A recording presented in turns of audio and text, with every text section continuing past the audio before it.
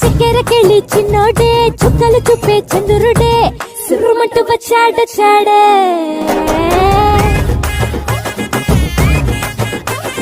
గంధము గట్ట పూయండే బిందులు సిద్ధం చేయండే ఉన్నదంతా పట్టించేయండే కట్ట కట్టి అందాలన్నీ నా మీదకి వస్తుంటే పట్టి పట్టి నన్నే చూసి కవిస్తూ ఉంటే ఎట్ట తప్పుకుంటా చెప్పండే హే హే